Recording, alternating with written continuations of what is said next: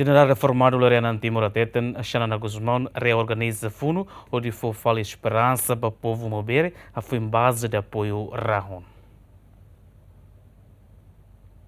E o programa de Derek Manek, segunda-feira, General reformado Lorena Timor-Leste, história com a Loron Tolo Fulang Março, no Estado Timor-Leste, decreta no dar Loron para veterano nacional. Loron Tolo Fulang Março e a ligação com a conferência que acontece e a tina reunida a tossia o aluno recenida, banheira a Xanana Guzmão, a Libur Guilherme Sira, onde reorganiza o fundo. Xanana até uma situação railara. Assim, nem até na membro do Comitê Central Mateu Tona. Ela ser nem tolo deit.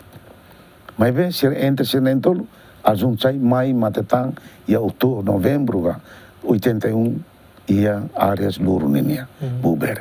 Ela ser nem ruang, saudoso mauno ou manchanan.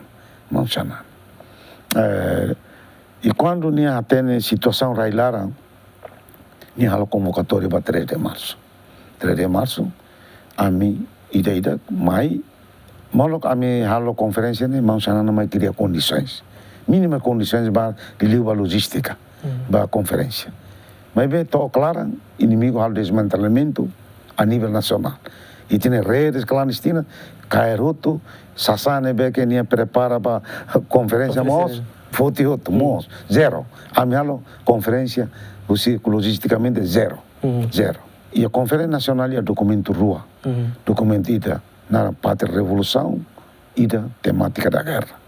Pátria Revolução colhe conaba política, colhe conaba ocidental, partido marxista-leninista, parte política.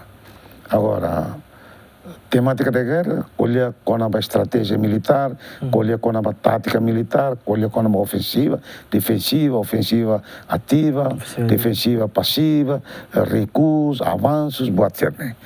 Conaba militar.